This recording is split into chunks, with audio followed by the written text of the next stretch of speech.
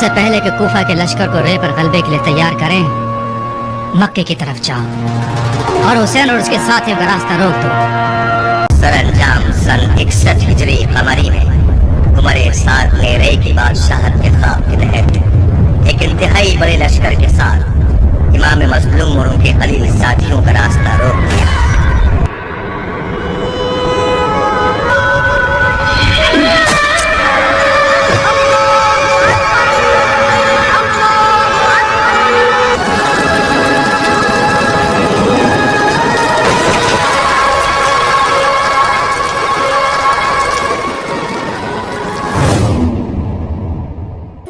اللہ کے نبی صلی اللہ علیہ وسلم پر ایمان لانے کے باوجود بھی یزید اتنا ظالم انسان کیوں تھا؟ آخر کیوں اس نے حضرت محمد صلی اللہ علیہ وسلم کے نواسے حضرت امام حسین کو اتنی بے رحمی سے شہید کرا دیا تھا؟ ہسٹری سے پتہ چلتا ہے کہ یزید حضرت امیر معاویہ کا بیٹا اور ابو سفیان کا پوتا تھا۔ یہ وہی ابو سفیان تھا جو حضور صلی اللہ علیہ وسلم کا سب سے بڑا دشمن تھا۔ تو کیا یہ نفرت یزید کو اپنے دادا سے وراثت میں ملی تھی یا خود کے ذاتی مفاد کے لیے تھی؟ جب ہسٹری کا گہرائی سے مطالعہ کیا تو کچھ ایسی باتوں کا پتہ چلا جسے سن کر ہوش اڑ گئے۔ اسلامی کیلنڈر کا پہلا مہینہ جسے ہم محرم الحرام کا مہینہ کہتے ہیں، اس مہینے کو مذہب اسلام میں ایک اہم مقام حاصل ہے۔ اس مہینے کے اہم ہونے کے ویسے تو کئی سارے ریزن ہیں، لیکن سب سے بڑی وجہ اللہ کے آخری نبی حضرت محمد صلی اللہ علیہ وسلم کے نواسے حضرت امام حسین کا اسی مہینے میں شہید ہونا ہے۔ جب بھی محرم کا مہینہ آتا ہے آپ کو حضرت امام حسین سے ریلیٹڈ بہت سے ایسے واقعات سننے کو ملتے ہیں جن سے یہ پتہ چلتا ہے کہ کربلا کے میدان میں حق اور باطل کی جنگ ہوئی تھی، یعنی حضرت امام حسین کے 72 وفادار اور یزیدی فوج کے بیچ خطرناک جنگ ہوئی تھی، جہاں حضرت امام حسین نیک اور منصف انسان تھے، وہیں دوسری طرف یزید بدکار، غیر منصف اور ظالم قسم کا انسان تھا۔ اسی وجہ سے حضرت امام حسین نے یزید کی خلافت کو قبول نہیں کیا تھا۔ اس میں کوئی شک نہیں کہ یزید ایک ظالم انسان تھا، لیکن آج کی ویڈیو میں ان سب سے ہٹ کر ہم آپ کو کچھ ایسی باتیں بتائیں گے جن سے آپ ابھی تک انجان تھے۔ بس آپ سے ایک چھوٹی سی گزارش ہے کہ نئے آنے والے دوست ہمارے چینل کو سبسکرائب ضرور کر دیں اور بیل آئیکن کو دبانا نہ بھولیں۔ کربلا کو کربلا کے شہنشاہ پر ناز ہے، سر کٹانے والے اس نواسے پر محمد کو ناز ہے۔ یوں تو لاکھوں سر جھکے سجدے میں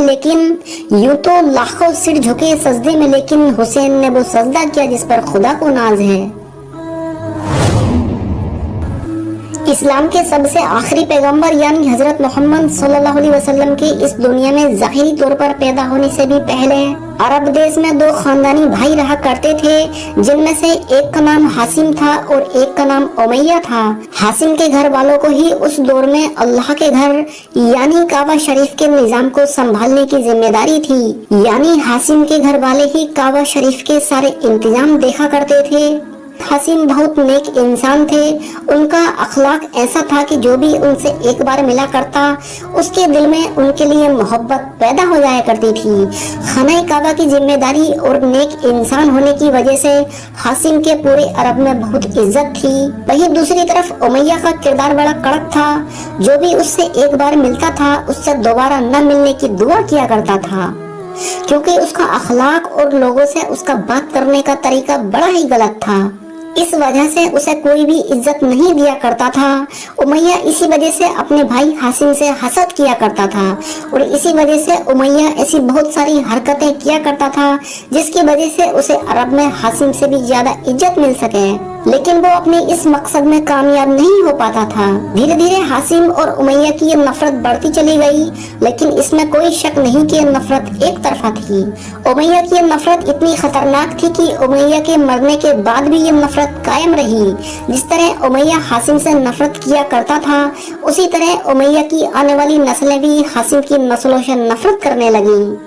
آگے چل کر جہاں ایک طرف حاسم کا خاندان بنو حاسم کے نام سے مشہور ہوا، وہیں دوسری طرف امیہ کا خاندان بنی امیہ کے نام سے مشہور ہوا، اور پھر بنو حاسم کی چوتھی نسل میں ہی اسلام کے آخری پیغمبر یعنی حضرت محمد صلی اللہ علیہ وسلم کی پیدائش ہوئی۔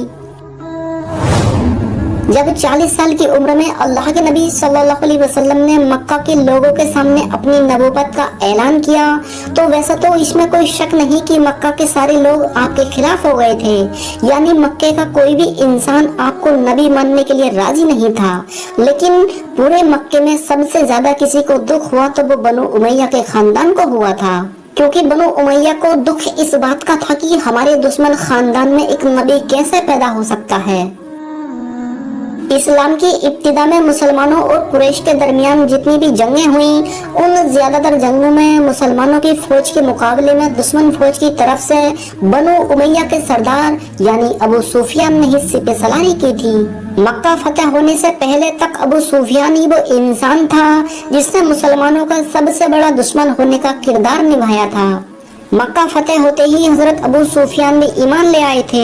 अबू सुफियान के ईमान लाने के बाद ही बनो हासिम और बनो उमैया के खानदान के बीच की जो नफरत थी वो अब खत्म हो गई थी। उसके बाद अबू सुफियान ने अपने पूरे खानदान और उनके बेटे अमीर मुआविया ने पूरी जिंदगी इस्लाम की खिदमत में गुजारी थी।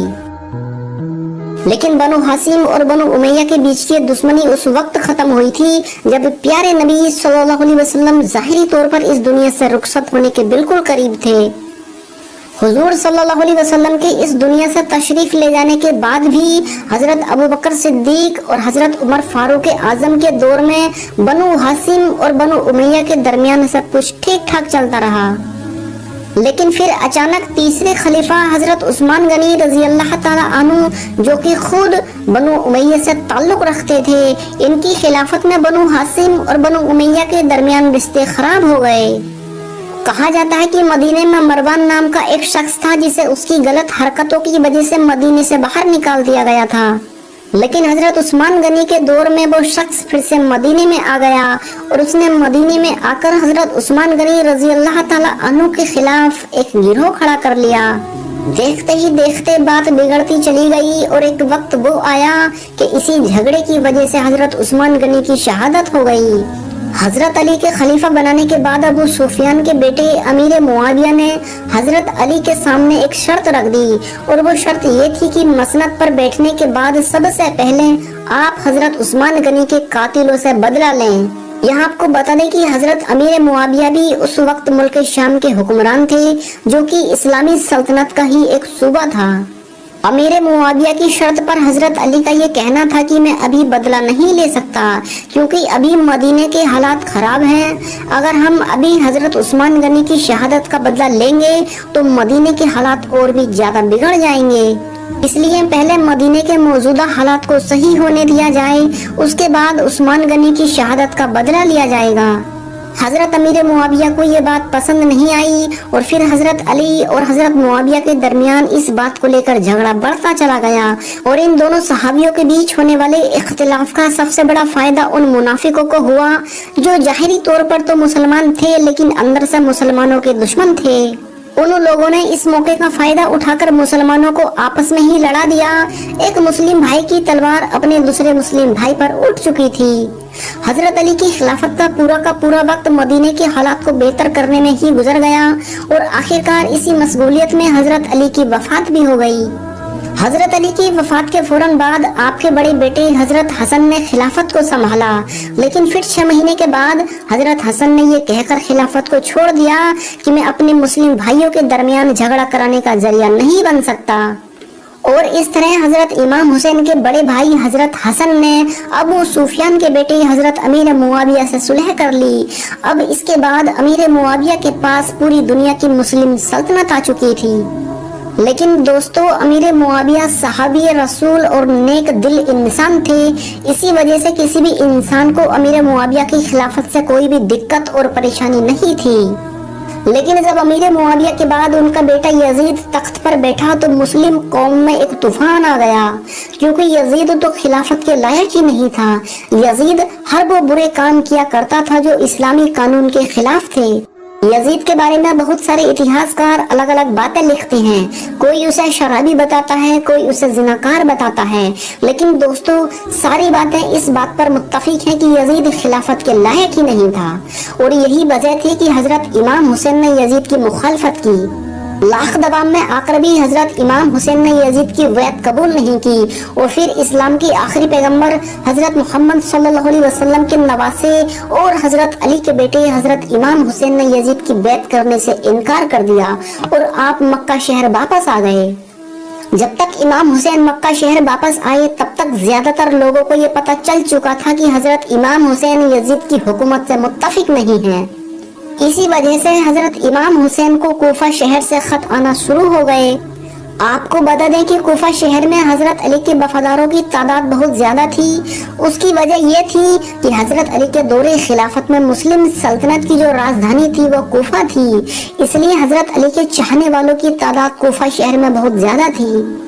हजरत इमाम हुसैन ने देखा कि जब कूफा शहर से इस तरह के बहुत से खत आ रहे हैं जिनमें लिखा हुआ था कि आप बराए मेहरबानी कूफा आ जाइए, यहाँ पर हम आपके साथ खड़े होने के लिए तैयार हैं, तो आपने कूफा का जायजा लेने के लिए अपने चाचाजाद भाई यानी मुस्लिम बिन अकील को कूफा शहर की तरफ रवाना कर दिया और कहा कि जाकर देखिए कूफा के हालात कैसे हैं। मुस्लिम बिन अकील जब कूफा शहर पहुंचे तो वहाँ के हालात बहुत अच्छे थे। पहले ही दिन मुस्लिम बिन अकील के हाथों में हजारों लोगों ने बैत की और दिन ब दिन बैत करने वालों की ये तादाद बढ़ती चली गई। आपको बता दें कि ये बैत हजरत इमाम हुसैन के लिए थी। मुस्लिम बिन अकील ने जब कूफा शहर के इतने अच्छे हालात देखे तो उन्होंने फौरन हजरत इमाम हुसैन के लिए खत रवाना कर दिया, जिसमें उन्होंने लिखा कि आपको बिना वक्त जाया किए कूफा आ जाना चाहिए। यहाँ आपके साथ वफादारी करने वाले बहुत से लोग मौजूद हैं। लेकिन दोस्तों, जब तक मुस्लिम बिन अकील ने हजरत इमाम हुसैन के लिए खत लिखा तब तक यजीद को भी कूफा शहर के हालात के बारे में खबर हो चुकी थी। कूफा के इन हालातों को देखकर यजीद को ये खतरा महसूस होने लगा था कि कहीं कूफा के लोग मेरी सल्तनत का तख्ता पलट न कर दें। यजीद ने फौरन अपने सबसे ज्यादा करीबी इंसान के जिसका नाम इब्ने जियाद था उसे कूफा का गवर्नर बनाकर कूफा की तरफ रवाना कर दिया। इब्ने ज़ियाद बहुत ही जालिम इंसान था। वो एक बहुत बड़ा लश्कर लेकर कूफा शहर में दाखिल हो गया। वहां पहुंचकर उसने लोगों को डराना धमकाना शुरू कर दिया। पहले ही दिन कूफा के लोगों को यजीद के जुल्म और सितम से डराकर हजरत इमाम हुसैन का साथ देने से मना कर दिया। वो लोग जो अब से 2 से 3 दिन पहले तक हजरत इमाम हुसैन से अपनी वफादारी का दावा किया करते थे, अब वो लोग हजरत इमाम हुसैन का साथ छोड़ चुके थे। यजीद के जुल्म की वजह से कूफा के हालात सिर्फ एक ही दिन में इतने ज्यादा खराब हो गए कि हजरत इमाम हुसैन के चचाजाद भाई यानी कि मुस्लिम बिन अकील, जिन्हें कूफा के हालात का जायजा लेने के लिए वहां भेजा गया था, उन्हें अब अपनी जान बचाना भी मुश्किल पड़ गया। उन्हें अपनी जान बचाने के लिए एक बूढ़ी औरत के घर में पनाह लेनी पड़ी, लेकिन उस बूढ़ी औरत के शोहर ने सिपाहियों को अपने घर में हजरत मुस्लिम बिन अकील की मौजूदगी की खबर दे दी, जिसकी वजह से हजरत मुस्लिम बिन अकील को गिरफ्तार कर लिया गया और कुछ लम्हे बाद ही हजरत मुस्लिम बिन अकील को कत्ल कर दिया गया। वहीं दूसरी तरफ हजरत मुस्लिम बिन अकील का भेजा हुआ खत मक्का में हजरत इमाम हुसैन तक पहुंच चुका था। हजरत इमाम हुसैन ने फौरन कूफा जाने की तैयारी शुरू कर दी। हजरत इमाम हुसैन अपने तमाम अहले खाना को साथ लेकर कूफा की तरफ रवाना हो गए।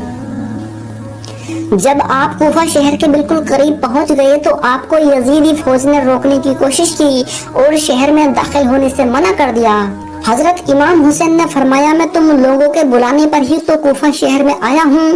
अगर तुम चाहते हो कि मैं कूफा शहर न आऊँ तो मुझे वापस जाने दो, मैं वापस जाने के लिए राजी हूँ। यजीदी फौज ने हजरत इमाम हुसैन को कूफा शहर में दाखिल नहीं होने दिया, लिहाजा हजरत इमाम हुसैन ने अपने पूरे घर वालों के साथ यानी अपने पूरे काफिले के साथ अपना रास्ता बदल लिया। चलते चलते जब आप एक चटियल मैदान में पहुंच गए तो आपने जाने वाले किसी इंसान से सवाल किया कि ये कौन सी जगह है। आपको जवाब मिला कि इस जगह को करबला कहा जाता है। आपने अपने पूरे लश्कर को हुक्म दिया कि यहीं पर खेमा लगा दिया जाए, लिहाजा इस तरह हजरत इमाम हुसैन करबला में पहुंच गए। उधर यजीदी फौज को जब इस बात का इल्म हुआ कि हजरत इमाम हुसैन ने अपना खेमा करबला में लगा लिया है तो यजीदी फौज ने भी फौरन करबला पहुंचना शुरू कर दिया। यजीद की जो फौज करबला पहुंच रही थी उसकी सिपह सलारी इब्ने साद कर रहा था। حضرت امام حسین نے ابن سعد سے کہا کہ یا تو تم مجھے یزید کے پاس لے چلو یا مجھے اپنے شہر مکہ واپس جانے دو، لیکن ابن سعد نے ان دونوں باتوں میں سے کوئی سی بھی بات قبول نہیں کی اور وہ آپ کو بیعت کرنے پر ہی مجبور کرتا رہا، لیکن آپ نے اس کی ایک بھی بات نہیں مانی۔ اسی طرح دن گزرتے رہے اور 7 محرم کا دن آ گیا۔ کربلا میں پانی کا کوئی بھی انتظام نہیں تھا سوائے ایک نہر فرات کے، لیکن 7 محرم کے دن نہر فرات کا پانی بھی حضرت امام حسین اور ان کے خیمے والوں کے لیے بند کر دیا گیا۔ حضرت امام حسین اور ان کے ساتھ تمام موجود جوان وفادار تو اس پیاس کو برداشت کرتے رہے، لیکن چھوٹے چھوٹے بچے اور عورتوں کا اس پیاس سے برا حال ہو چکا تھا۔ حضرت عباس علمبردار سے حضرت امام حسین کے 6 مہینے کے بیٹے حضرت علی اصغر کی پیاس کو نہیں دیکھا گیا۔ آپ نے ایک مسکیزہ لیا اور گھوڑے کو دوڑانا شروع کر دیا۔ آپ نہر فرات پر پہنچے اور مسکیزے میں پانی بھی بھر لیا، لیکن جب آپ پانی بھر کر واپس لوٹے تو یزیدی فوج نے آپ پر لگاتار تیر برسانے شروع کر دیے۔ حضرت عباس جب تک حضرت امام حسین کے خیمے تک پہنچ پاتے تب تک یزید کی فوج نے تیر چلا چلا کر حضرت عباس علمبردار کے جسم کو چھلنی کر دیا اور اس طرح حضرت عباس علمبردار کی بھی شہادت ہو گئی۔ اس کے بعد حضرت امام حسین کے دودھ پیتے بچے یعنی علی اصغر کو بھی شہید کر دیا گیا۔ جب تک 9 محرم کی تاریخ آئی تب تک حضرت امام حسین کو یہ یقین ہو چکا تھا کہ یزید کی فوج کا مقصد صرف اور صرف مجھے قتل کرنا ہے، اس کے علاوہ وہ کچھ بھی کرنے کو تیار نہیں ہے۔ اس لیے حضرت امام حسین نے 9 محرم کی رات میں اپنے تمام خیمے والوں کو ایک جگہ اکٹھا کیا اور آپ نے کہا کہ یہ بات تو طے ہو چکی ہے کہ یہاں پر موجود سبھی لوگ 1-2 دن کے اندر شہید کر دیے جائیں گے، اس لیے یہاں موجود آپ میں سے جو بھی ابھی یہاں سے واپس لوٹنا چاہتا ہے وہ لوٹ سکتا ہے۔ حضرت امام حسین نے فوراً خیمے کے اندر جل رہے تمام دیوں کو بجھا دیا اور اندھیرا کرا دیا تاکہ جو بھی جانا چاہے بے جھجک چلا جائے، لیکن تھوڑی دیر کے بعد جب دیوں کو دوبارہ جلایا گیا، خیمے میں روشنی ہوئی تو سارے کے سارے لوگ وہیں بیٹھے آنسو بہا رہے تھے، یعنی کوئی بھی حضرت امام حسین کو چھوڑ کر جانے کے لیے تیار نہیں تھا۔ اور آخرکار 10 محرم کا دن آیا۔ حضرت امام حسین اور یزید کی فوج کے بیچ جنگ ہونا شروع ہو گئی، جہاں ایک طرف ایک بہت بڑی فوج تھی، وہیں دوسری طرف حضرت امام حسین کے صرف 72 وفادار لوگ تھے۔ جنگ ہوتی رہی اور ایک ایک کر کے حضرت امام حسین کے وفادار بہادر شہید ہوتے رہے۔ حضرت امام حسین اس بڑھاپے کی حالت میں اپنے ایک جوان بیٹے کی لاش میدان سے اٹھا کر لاتے اور پھر سے ایک دوسرے بیٹے کو ایک نئے جوش کے ساتھ اسی میدان میں جنگ کے لیے بھیجا کرتے تھے۔ دھیرے دھیرے جب حضرت امام حسین کے سبھی وفادار جوان شہید ہو گئے تو پھر اس کے بعد حضرت امام حسین نے خود تلوار لے کر میدان میں نکلنے کا فیصلہ کر لیا۔ حضرت امام حسین اپنی تلوار سے یزیدی فوج کا کافی لمبے وقت تک مقابلہ کرتے رہے۔ حضرت امام حسین کے تنہا ہونے کے بعد بھی کوئی بھی آپ کے مقابلے میں نہیں آنا چاہتا تھا، اور اس کی صرف ایک ہی وجہ تھی اور وہ یہ کہ آپ حضرت علی کے خون تھے، یعنی حضرت علی کی اولاد تھے۔ یزید کی فوج کے کمانڈر ابن سعد کو اب یقین ہو چکا تھا کہ ہم کسی بھی طرح سے حضرت علی کے بیٹے حضرت امام حسین کا مقابلہ نہیں کر سکتے، اس لیے اس نے اپنی تمام فوج کو ایک ساتھ حضرت امام حسین پر حملے کرنے کا حکم دے دیا۔ تمام فوج ایک ساتھ مل کر حضرت امام حسین پر حملہ کر رہی تھی۔ اس کے باوجود بھی امام حسین یہ ثابت کر رہے تھے کہ باطل تعداد میں چاہے کتنے بھی ہوں لیکن وہ حق اور سچ کے مقابلے میں ایک لمحہ بھی نہیں ٹک سکتے۔ دوستو، یہ حسینیت اور یزیدیت کے بیچ ایک بہت ہی خطرناک جنگ چل رہی تھی۔ اسی بیچ نماز عصر کا وقت ہو گیا۔ حضرت امام حسین رضی اللہ تعالی عنہ نے اس مشکل وقت میں اور ایسی زخمی حالت میں بھی عصر کی نماز پڑھنے کا ارادہ کیا۔ آپ نے جیسے ہی نماز پڑھنا شروع کی، یزیدی فوج کو وہ موقع مل گیا جس کا اس کو ایک لمبے وقت سے انتظار تھا، یعنی جیسے ہی حضرت امام حسین سجدے میں گئے، یزیدی فوج کے سمرجن جوسن نام کے ایک بدبخت شخص نے آپ کی گردن پر ایسا وار کیا کہ سر بدن سے الگ ہو گیا اور آپ شہید ہو گئے۔ کربلا کی اس جنگ میں حضرت امام حسین کے گھر والوں میں سے صرف ایک ہی مرد بچا تھا جن کا نام حضرت امام زین العابدین تھا، کیونکہ یہ اس وقت بیمار تھے اور لڑنے کی حالت میں بالکل نہیں تھے۔ اس کے بعد حضرت امام حسین کے گھر کی عورتوں کو قیدی بنا کر کوفہ لایا گیا تھا۔ हजरत इमाम हुसैन को शहीद करने के बाद आपके सर मुबारक को नेजे पर चढ़ाकर पूरे कूफा में घुमाया गया था। आपके सर को बुलंद करके जुलूस निकाला गया था। भले ही उस दिन हजरत इमाम हुसैन को शहीद कर दिया गया था, लेकिन आज भी हजरत इमाम हुसैन पूरी दुनिया में कयामत तक के लिए लोगों के दिलों में जिंदा है। अल्लाहु Akbar. Subscribe now and press the bell icon. Never miss an update.